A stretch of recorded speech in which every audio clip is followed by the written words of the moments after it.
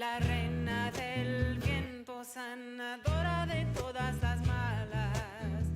Estoy volando en tu viento, estoy nadando en tus aguas. Estoy creciendo con la gracia de tu amor. Estoy aceptando toda vida con paciencia y compasión. Estoy aprendiendo con tu sabiduría. Mi madre con tu rosita, la flor del corazón, reina sagradita, recibimos tu bendición. Mi madre con tu rosita, la flor del corazón, reina bendita, recibimos tu sanación.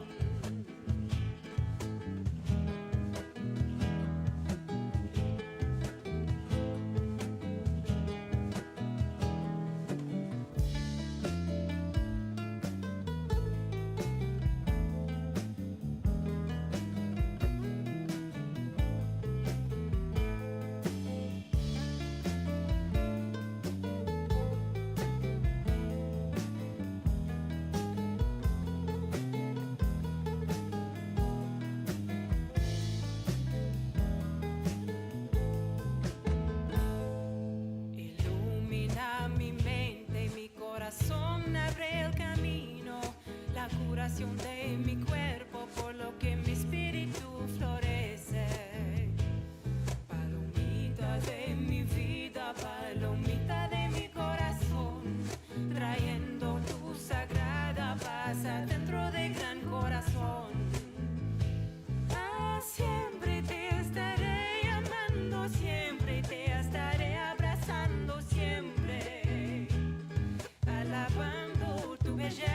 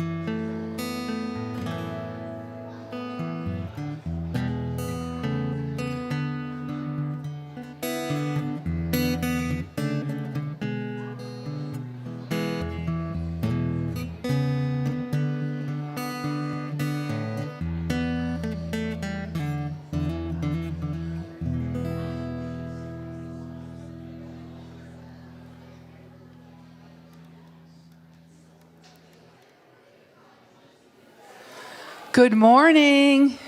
Good morning. Lots of energy this morning. I love it. Come on in, find your place. And we're thankful to have a guest musician today, Tom Litch, with us for the first time.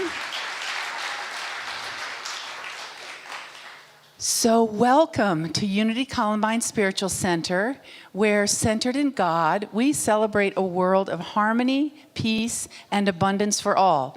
Let's stand for our first joy song. This first song is called We Come Together. The lyrics are on the screen. The ones in the quotes are the ones that I really need help on, so please sing those for sure. Here we go.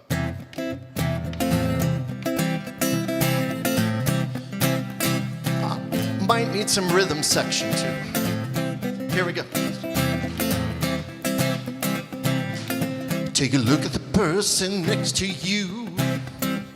Say God loves you and I love you too. Now feel the love in the sanctuary. Lift your voice and repeat after me. How we come together. So you repeat after me. Oh, excellent. We come together. We come together. We come together. We come together. In the name of love, we come together. We come together. We come together. In the name of love. Here we go. Take a look at the person next to you. Say, I recognize the God in you. Now feel the love in the sanctuary. Lift your voice and repeat after me. We come together. We come together. We come together. In the name of love, we come together. We come together. We come together. In the name of love, from every walk of life, every walk of life, oh, every creed and color. In this should we unite, oh, in honor of the God in each other. Take a look at the person next to you. Say, namaste, I bow to you. Now feel the love in the sanctuary. Lift your voice and repeat after me. We come together. We come together. We come together. In the name of love, we come together. We come together. We come together. In the name of love, yes we do. Good job.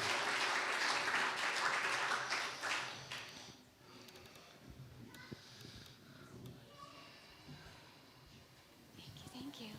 Okay, good morning. Thank you for being here. If we could get all the kids to come up, that would be great. We still have a few coming up. Good, thank you. Come on, Noah and Jackson. I've heard a lot of laughing today. I think it's going to be a day of laughing.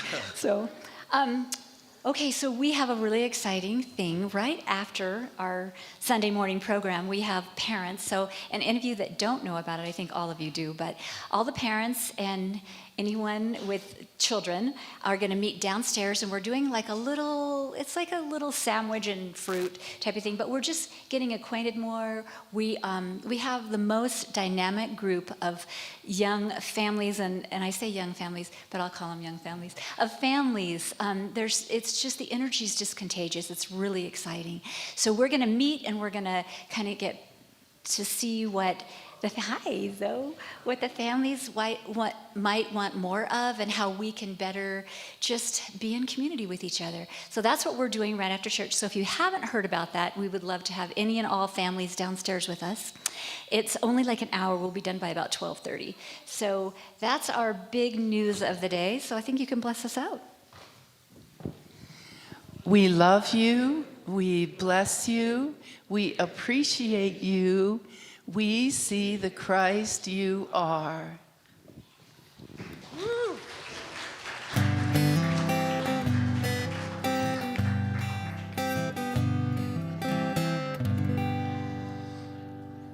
Wow, that was cool.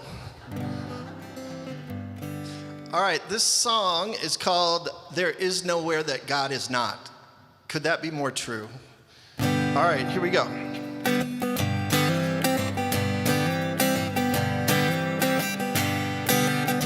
Sometimes I forget where I come from.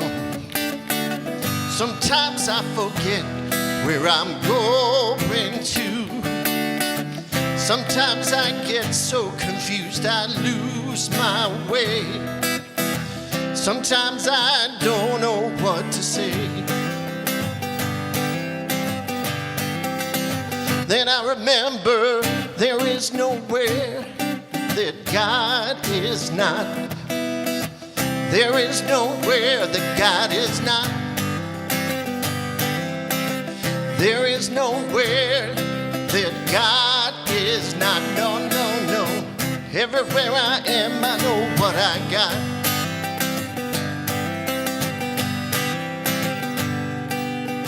Sometimes I believe in what I see. Sometimes I believe in what I perceive.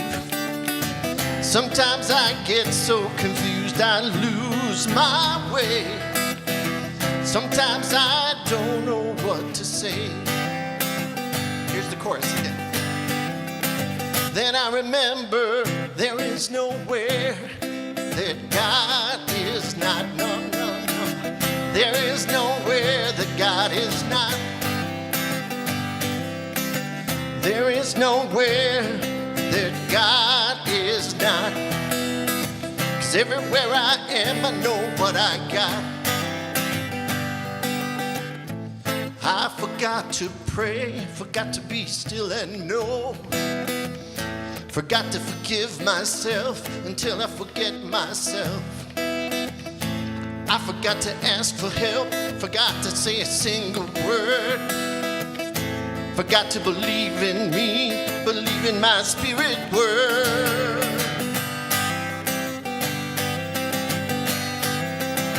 Then I remember there is nowhere that God is not. There is nowhere that God is not.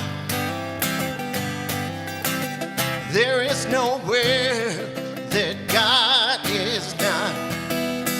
'Cause everywhere I am, I know what everywhere I am, I know what I got.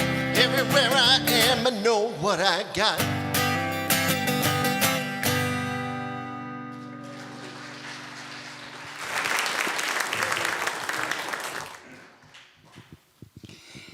Now we settle ourselves, settle our spirits, our minds, and our bodies for prayer and meditation.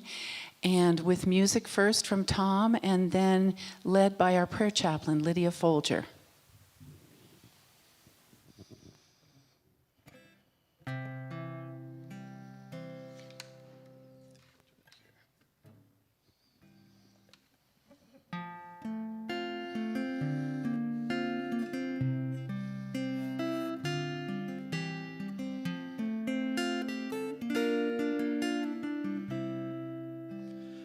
Increase my faith in the things I cannot see, in the things I cannot prove, yet I choose to believe. When my confidence fades, oh, it's these words I pray. Oh, increase my faith.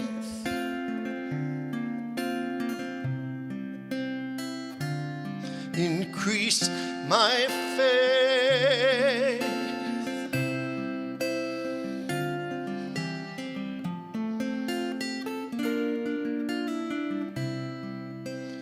Open my mind to the things I need to know, thoughts I need to hold, and the ones I can let go. Help me be wise and see the world through others' eyes. Oh, open my mind,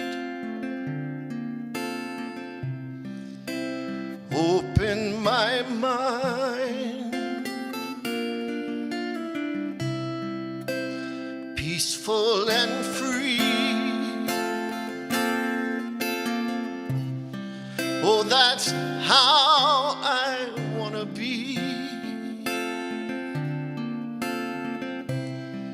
It's the gift I want to give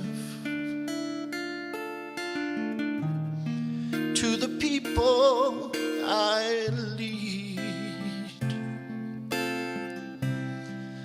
Let each of us sing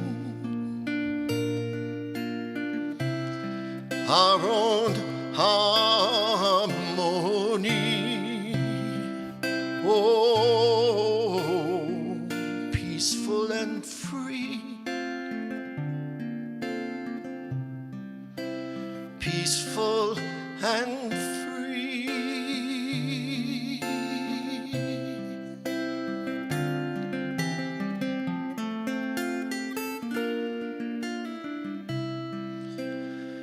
Increase my faith in the things I cannot see, in the things I cannot prove, yet I choose to believe. When my confidence fades, oh, it's these words I pray. Oh, increase my faith,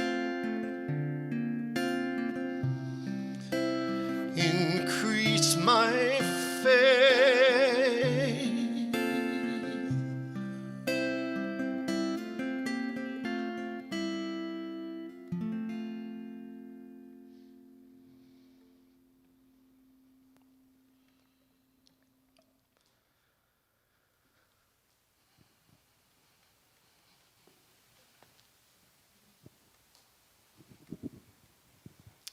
So as we get ready to enter into this time of prayer and meditation, I invite each of you, if you want, to put your hand on your heart. Allow that hand to guide you deeper into yourself. Allow that hand to soothe you and to remind you you are one. And as you are allowing yourself to enter into this quietness within, be aware that the people around you are also entering into this quietness, and that this is our shared time to come home to spirit within. And I want to thank you, sweet Spirit, beloved Lord of all, for this opportunity through this community to practice practices, to find for our own selves our own road home.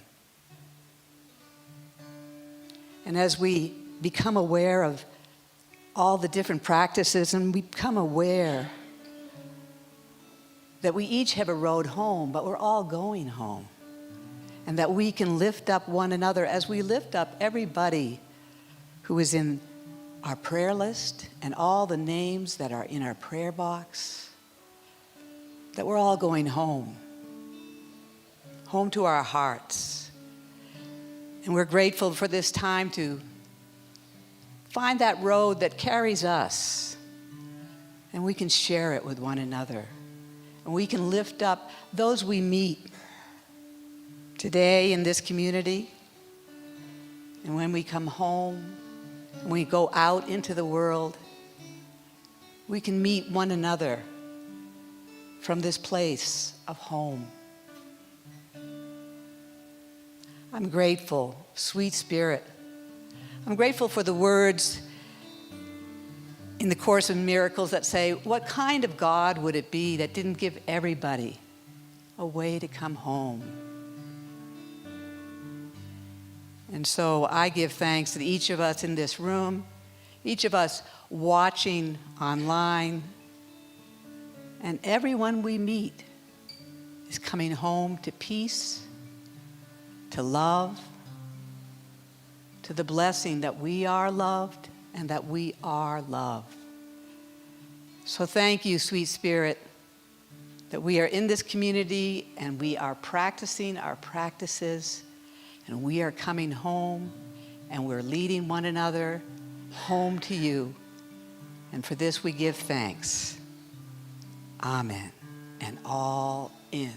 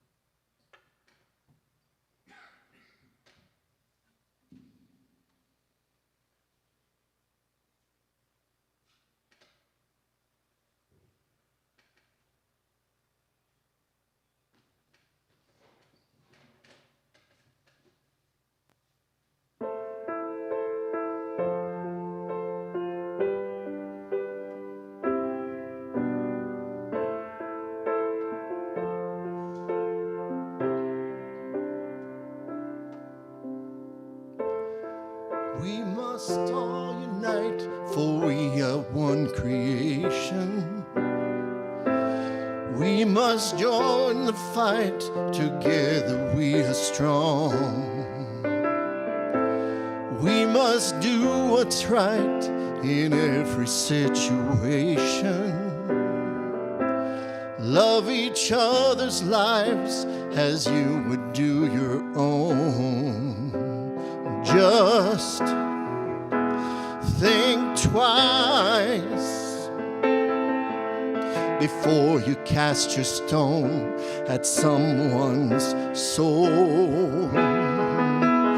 It's their life, so the choice is theirs and theirs alone. We're not here to judge, we are here to love, and there's no room for hate. We are just one human race, we must rise above. We are here to love, there's no time for waste anymore. We must all unite, there's no more segregation. When you've seen the light, there's nowhere else to go. And with peace in sight, no walls could separate separate us. We would be as one because the earth's our home. Just think twice before you cast your stone at someone's soul.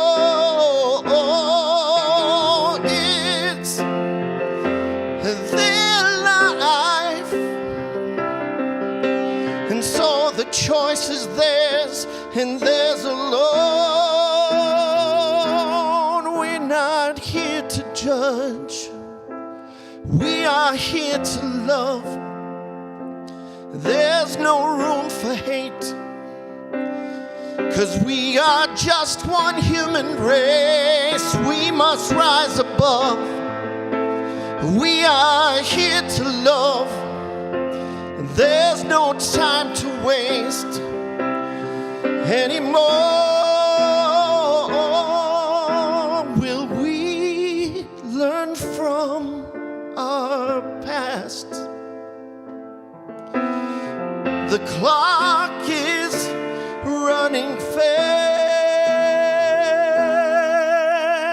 We're not here to judge, we are here to love.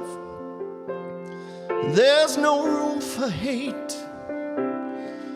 We are just one human race. We must rise above. We are here to love.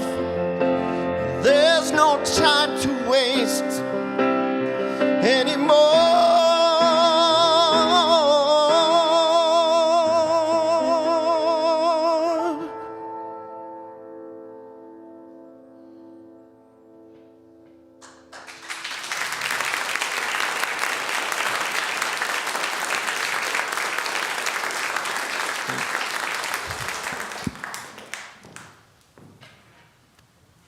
Thanks, Tom. That was beautiful and perfect for today's message. And thank you, Lydia, for the beautiful prayer about going home.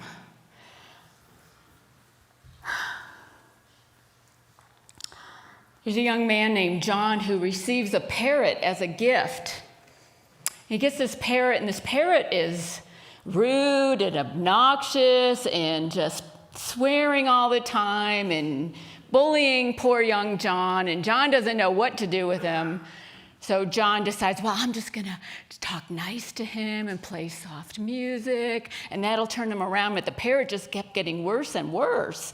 And finally, John couldn't take it anymore, and he grabbed the parrot by the neck and said, you gotta stop, this is it. And the parrot starts yelling, and they're yelling at each other, and there's a lot of anger, and John didn't know what else to do, so he just decided to just open the freezer door and stick him in the freezer. And he hears all this squawking and kicking, and then it's quiet. And he starts wondering, oh, I don't want to hurt the parrot. Maybe I should get the parrot out of the freezer. So he opens the door. The parrot goes on his arm, says, I'm so sorry I offended you. I'm so sorry for my anger.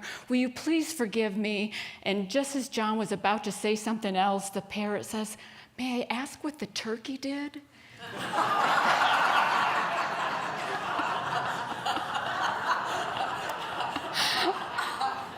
I love that story because we're talking about anger and emotions today and using our Essential Spirituality, week 2 of our 7-week program. We just started last week. Last week we talked about releasing attachments or those cravings that we have, and this week is about cultivating emotional wisdom, about looking at those emotions that we all have as human beings and transforming them so we can experience more love, learn to love, heal our hearts. Last night, Kevin and I watched a movie called Moonlight. I don't know if any of you saw it. It won the Academy Award in 2016 for Best Picture. And it's the story of a young black boy named Chiron. He's the only child of a drug addict mother. The father's not in the picture. And his mom isn't very kind to him. She's a drug addict. And he is suffering from or trying to deal with bullying at school and loneliness and exploring his own sexuality, and he isn't shown much love. He has a lot of fear from being beat up from his classmates, and he's befriended by a drug dealer who acts as a father figure to him. But it's Chiron's story, and it goes through 3 different phases of his life and how he's dealing with his emotions, and not very well. He pretty much stuffs them down and doesn't speak much and doesn't say much until he does. But I love how the movie shows how we deal with these conflicting emotions that we have, and the filming of it was that it would get fuzzy and then it would get clear, and then it would get fuzzy and then it would get clear, and it's like, that's how we are in life.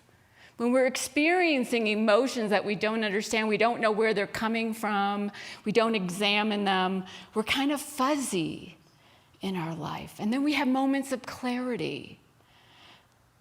We don't always know why we feel the way we do. We don't realize, as Roger Walsh says on page 71, our emotions rule our lives. The feeling we repeatedly invite into our minds eventually seduce and dominate our minds. Then these emotions color our perceptions, mold our motives, and direct our lives. What we feel within ourselves, we find reflected in our world. And that's so true, that how we show up, what we see, is how we see the world. So all major religions, and essential spirituality deals with 7 of the world's religions, offer practices on how we can transform these emotions so that we can experience more love. So we can see a world that is love itself and wanting to be love and wanting to be more love. We tend to want to hold on to our hurts and our betrayals and our resentments. We hang on to our stories, and then we wonder why that's what we see in the world. There's an old Eastern wisdom story about an older woman who is sitting by the side of the road, and a traveler comes up to her, and he says to her, "What were the people like? Or what are the people like in this village? I'm about to move here, and I want to know what to expect." And she says, "Well, what were the people like in your old village where you lived before?" And he said, "Oh, they were terrible. The entire village was filled with liars and cheats and incompetence. None of them could be trusted. I'm so glad that I left there. It was impossible to make friends." And she said, "Well, I think you'll find the people in this village pretty much the same." Then another traveler came by, and again, he asked the woman, "What kind of people make up this village?" And she said, "What were the people like in the village you just left?" And he said, "Oh, they were wonderful. They were kind. They were good. They were honest. They were hardworking. It was a privilege to live there, and I'm so sorry to have to leave." And she said, "Well, you'll find the people in this village pretty much the same." You see, it's our perceptions. It's what filters we're using inside of us, that how we see the world, how we see the village, how we see the people. And this is Unity's 3rd principle, that our thoughts, our beliefs, our emotions determine how we're going to experience life. It's up to us. What we're seeing is based on what is going on inside of us. And when we get stuck in difficult emotions, blame, shame, jealousy, rage, fear, anger, and we all experience these emotions because we're human, we see the world and other people in the same way. We project what we're feeling onto people that are outside of us.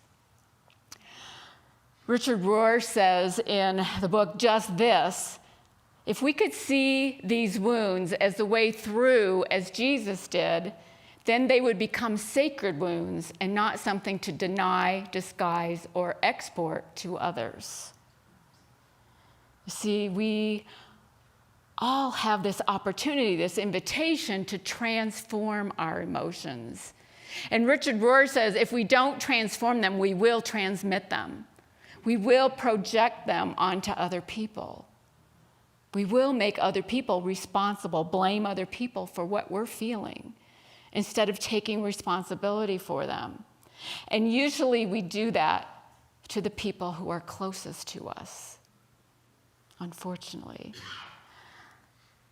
Roger Walsh says, we often judge, deny, ignore, or nurse difficult emotions when we can accept that human emotions are just part of who we are. It's part of our human experience. It's natural and normal to be part of our life. Then we can more easily learn from those emotions. He says the challenge is to neither suppress nor indulge, but rather to explore and learn. So we're always invited to learn. Our emotions are there to inform. So we may want to, the next time we feel anger coming up in us, or resentment, or jealousy, or rage, or whatever, fear, what is it there to inform us? What are we there to learn from it? We often don't want to let go of those. Eric Butterworth talks about a practice that he did in a retreat, many retreats that he held. And he would say to write down on paper an explanation of one of your hurts, one of your wounds, something that comes to mind that's hurting you. Write it all down in all its detail. Why you feel this way, where it's coming from, who hurt you. Maybe it's anger, maybe it's something else. Perhaps it's something you never shared with anyone. Just write it all down. Then he says, and what if you gave it to me and I told you, as soon as you give me that paper, you're free of that. You're free of that wound. You're not gonna feel it anymore. You're not gonna feel any pain from that hurt. Would you do it? He says most people don't realize how attached they are to their own pain, to their own hurts. Just think carefully about it. We give up an entitlement to our self-pity when we let go of our hurts, when we let go of those emotions that we'd rather not have. And it has a harmful effect on our lives. But are you willing to be free of that? He says most of us, if we're honest with ourselves, we're not so eager to let it go. We identify ourselves with those emotions. We identify ourselves with those hurts. Look at what he did to me. Look at what she did to me. Don't I have a right to my anger? Don't I have a right to my resentment? And we want to tell that story. He says he likes to call it substitutionary fulfillment. Someone might do something or say something against us that's disturbing, and then we realize there's nothing we can do about it, and so we take it on as self-pity. We substitute this fulfillment, and then it becomes who we are. Then it's the story that we share. Of course I'm hurt. It's my wounds. And we like to show it off. But are we willing to let it go? Are we willing to let it go in order to have the freedom that it can bring us, to experience more love? You see, those human emotions that are challenging to us block the freedom, block the love, block the peace. We can't feel those when we're stuck in those stories. Many of us will say, no, don't take away my hurt. Don't take away that pain. I'd rather have that story to tell. Who would I be if I didn't have that story? Wouldn't it be better to heal your heart and learn how to love? In the Hebrew scriptures, in the book of Samuel, Saul is anointed the first king of Israel. There are 3 kings of Israel in the Hebrew scriptures. First Saul, then David, then Solomon. But Saul was the first. And Saul was a good warrior.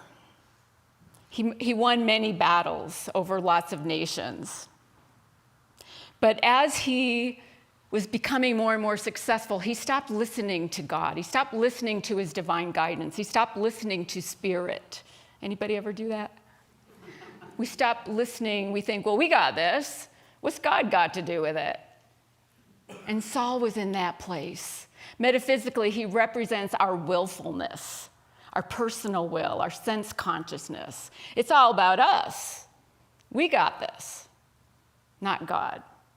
And so after this change in him, this willfulness was coming out, God wasn't so happy with him anymore. And so he decided to have Samuel anoint a new person, and he anoints David. Now, David's just a teenager at this point. He's a shepherd. This is before he fights Goliath. And so David afterwards fights Goliath, and we know that story, and he wins. And Saul brings him in and has him start leading many battles for him. He realizes David's really good at this. Well, David represents divine love. David listens to his divine guidance. David listens to God.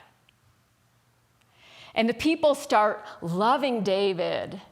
They're not so happy with Saul anymore. They talk about David and his tens of thousands of battles that he won, and Saul with his mere thousand.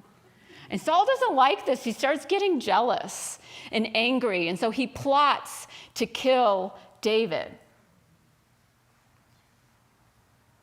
But see, when we're in our Saul place, we can't find love. That Saul in us, that personal will in us, is not aware of love's presence. So David hides, and Saul can't find him. And divine love forgives. A couple of times they ran into each other. David was in hiding and had an opportunity to retaliate against Saul, and he didn't. He forgave him. He let him go. Eventually, willfulness dies out because, you see, love wins. Love wins. Saul ends up realizing that he's got nowhere to go, nothing to do. David is the new king. And Saul falls on his sword. You see, but in order to experience more love, more peace, more joy in our lives, we have to be able to transform those emotions that we're feeling, that Saul was feeling. We have to let go of that Saul part of ourselves. We need to transform Saul into that David, into that divine love, into that place of forgiveness, into that place of love. It doesn't seem like we want that all the time when we're in the midst of our pain. It's hard to find it. It's up to us, though. We can choose to transform it, or we can choose to stay stuck in it. Lao Tzu says, those who are open-eyed are open-minded. Those who are open-minded are open-hearted. See, often when we're caught up in our emotions, we're not open-eyed or open-minded. I had a full range of emotions this week. I love when I'm working on something that, bring it on. This is what I'm going to be experiencing. All the emotions that he talks about in the book, I felt every one of them. I don't know if I've transformed them all yet. It's kind of funny, I was feeling really struggled this week with this talk especially. I didn't have a good example. And I realized this morning, I'm living the example. I'm living in this place of fear because the talk's not ready. Oh my God, what will they think of me? One of my teachers in ministerial school told us, most of the people don't remember your talk by the time they get in their cars. So what is this lesson for me is don't take myself so seriously. Saul and me didn't trust the Lord. I love that you sang that in the prayer song about trusting in your faith, having faith. Because that's one of my mantras when I'm preparing a talk is trust in the Lord. Not in the Lord out here, a Lord in here. The Lord in here that knows that the Christ in me has this. The Christ in me does the work. Each one of us can say that whenever we're facing anything challenging, the Christ in me does this work. Trust in the Lord. Trust that you will be guided. And then follow that guidance. Don't be afraid. It says in the Bible many, many, many times, be not afraid. But fear is something that comes up in us so often as human beings. And usually it's something that hasn't happened yet. Have you noticed that? My fear this morning was about what I'm doing right this moment. It hadn't happened yet. False evidence appearing real. We imagine the worst. We're not living in the present moment when that happens. In my bedroom, Kevin and our bedroom, I keep looking, he's not up there. He's with the kids today. I almost always forget to put my retainer in, and then I have to get up, and it's dark, and my eyes haven't adjusted to the darkness yet, and I bump into the footboard. Probably 4 out of 7 nights a week, I do that. You think I would have learned that. But that's what happens when we're in the darkness. We bump into things. We bump into things when we're in the darkness, when we're not shining the light on it. We're not shining the light on the awareness of love's presence. We bump into things. We have pain. We have hurts. But when we shine the light, you know how fear just kind of disappears in the light of day? You could hear all these noises at night and be scared. I'll say for me, I can be scared, especially when Kevin's out of town. And in the morning, it's like, what was that? It's gone. It has a way of dissipating. Anyway, there are many exercises in this book to work on anger, to work on fear, to work on forgiveness. They're wonderful exercises. Just pick a path home, like Lydia said. There are many paths. We're all going home. We all get there eventually. Love wins eventually. Just choose one. Tonight starts Yom Kippur, which I love because it's the Day of Atonement. So it's the day of asking for forgiveness from anyone we may have hurt. And forgiveness is a process. It doesn't just happen. Some of the exercises in the book are about forgiveness. To start that process of forgiveness. It's a gift we give ourselves. The apostles asked Jesus, how many times must I forgive? 7? And he says, no, 70 times 7. It means it's ongoing. It doesn't just happen. You don't just say, I forgive you, and it doesn't happen that way. So begin that process. So look at your own lives. Is there something that's blocking the experience of love for you? Maybe it's anger, maybe it's resentment, maybe it's fear, whatever it is, unforgiveness. Pick one of the practices in the book or a couple practices and work on them. Work it. The best one for you is the one you'll commit to. Commit to doing it. That's what this work is all about this week. That's why we're meeting in small groups, to support each other through this work, through these practices. Forgiveness is a gift of extraordinary power and benefit, says Robert Walsh. It doesn't condone the behavior, but it reduces the pain. And so I want to leave you with this quote in here from A Course in Miracles about forgiveness. It's on page 95. What could you want forgiveness? What could you want forgiveness cannot give? Do you want peace? Forgiveness offers it. Do you want happiness, a quiet mind, a certainty of purpose, and a sense of worth and beauty that transcends the world?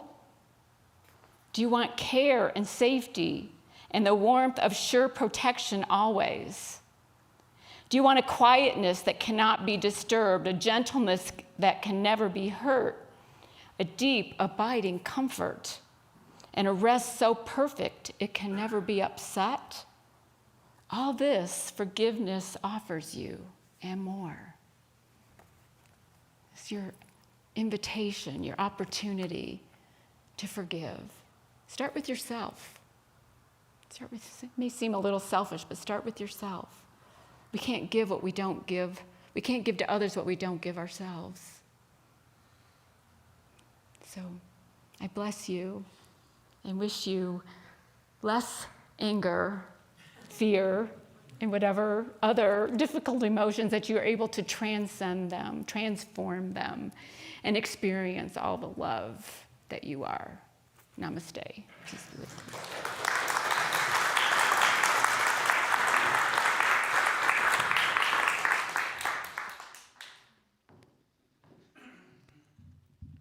Wow, Reverend Sue, thank you. That is deep and wide and so impactful.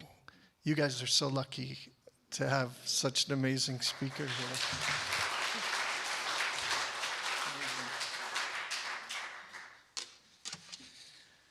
I almost switched songs during your talk because there's so many things that were contained in your talk. This one that I'm going to do.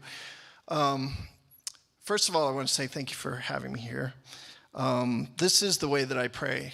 And so, I'm not the most gifted musician in the world, certainly not the most gifted musician I know. But I do know that my heart is in what I do. And so thank you for letting me share my heart with you all today. My song that I'm going to offer right now is called The Power of One. And it's kind of a call to action for what can we do in our life to make a difference.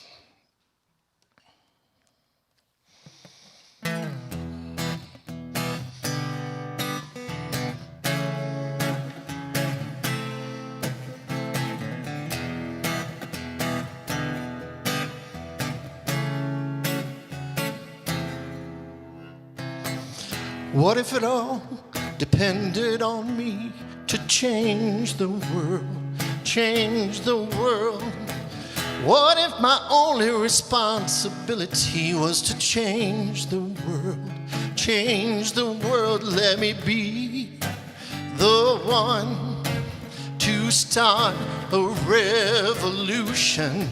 Let me sing my song to the people of the world. It all begins with one, the power of one, joining with hundreds and millions of people believing as one, the power of one. Don't hang around, stand up or sit down, just believe we can change the world together. We can change the world together.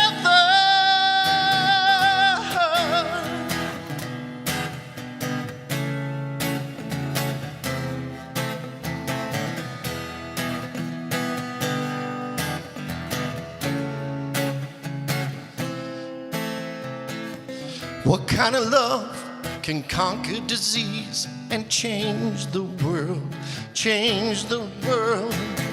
What can I do to make poverty history and change the world, change the world? Let me be the one to start a revolution.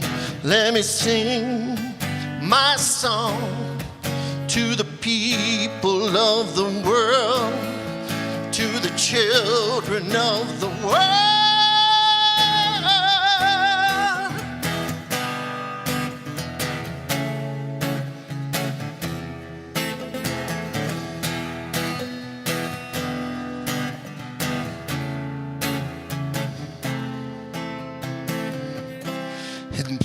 Please don't close your eyes.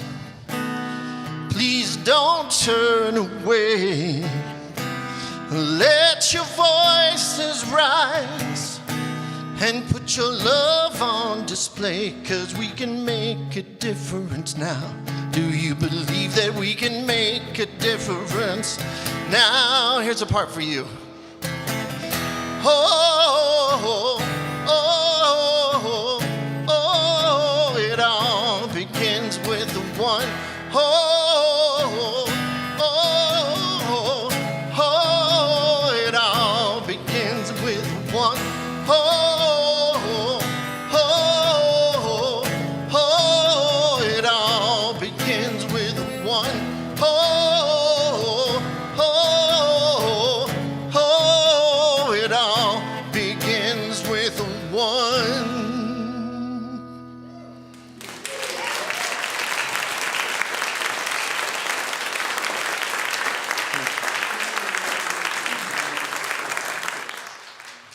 Thank you, Tom, so much. And I'm reminded between your song and Reverend Sue's message that another version of the translation for Yom Kippur is, in terms of Day of Atonement, is Day of At-One-ment. And you're both speaking about that, becoming one with yourself through forgiveness and the power of one, and it's all the same stuff. Okay, let's start with saying our purpose statement together.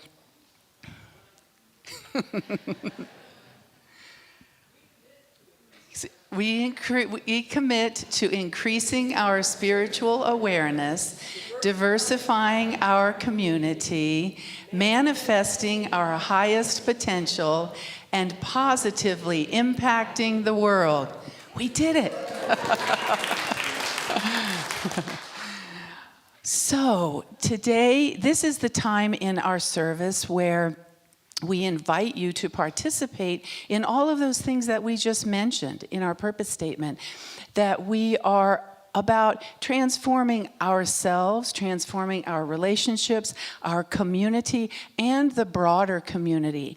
And we live in a world where most of that requires some funding, or much of that does.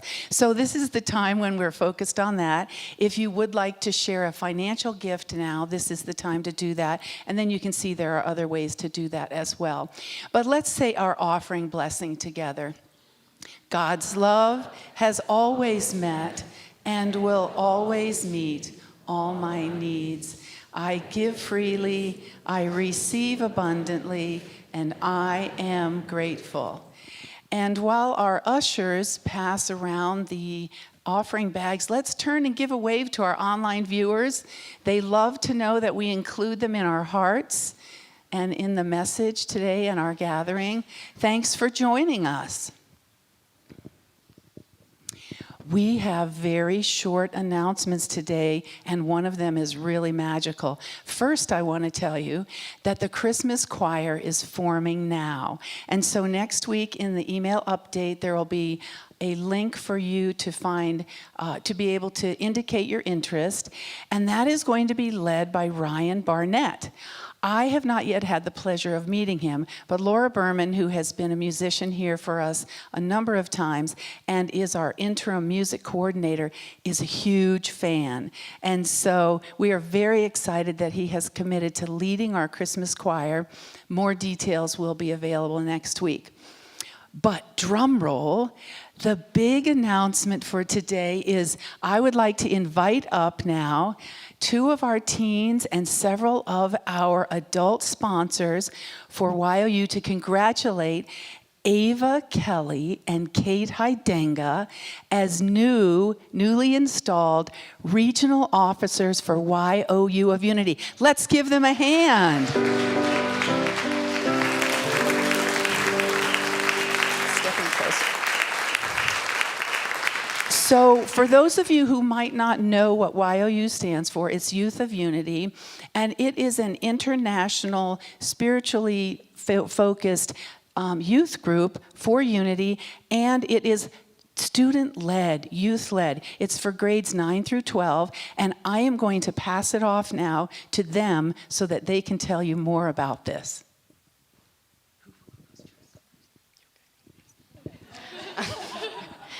So, as Ann just described, these two are new regional officers. YOU elects new regional officers every year to plan and lead the events for the region. So this would be Unity South Central Region that they're elected for. And teens come from all over the country, Oklahoma, Texas, and they come together for these spiritually led, youth-led groups where they get together and they really get really deep about what unity means and what it means to be spiritual. And they learn these really important skills for life and everything. And it's really cool because it's youth-led. So it's really important that we have these youth teaching the youth on how to be spiritual. So it's really exciting. These two are newly elected, and I'll hand the mic off so that they can talk a little about what YOU means to them. And I'm Raven Jane. I'm helping out with YOU right now. I am a former YOUer and a former Reggie, so it's really cool to see these ones stepping up into this role. Hi, I'm Ava Kelly, and I'm one of the newly elected Regies, and we're so honored to have this opportunity this year. Unity has been such a massive part of my high school life, and I'm so grateful to get to reflect on that. So yeah, YOU has just been a space for us to connect with the congregation and with each other, and we had the opportunity to go to Rally this past summer, and it was so amazing. And so when we had the opportunity to be Regies, I was so honored to get to have that experience. So thank you all so much for your support and love, and we appreciate you.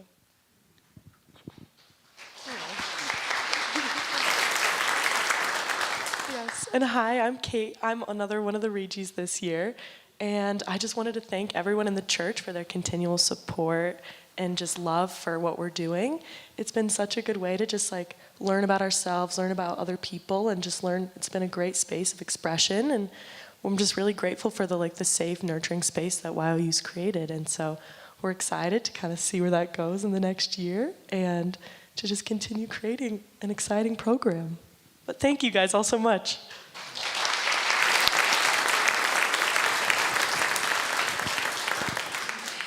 And so we just wanted for you to know how amazing it is that we have these two young women from the whole South Central region. These are two of the three officers. And that is testament to their commitment to their own spiritual journey and also to the support that we provide them. And we will continue to provide them. So let's just bless them again with our, we love you, we appreciate you. We love you. We appreciate you. We see the Christ in you.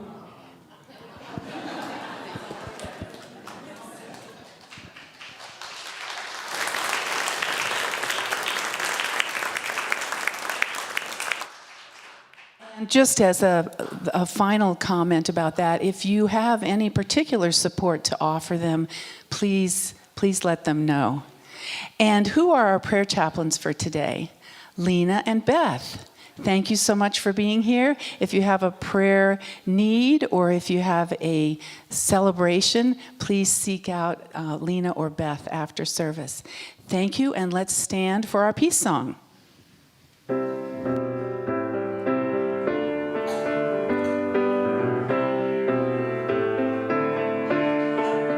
Here we go.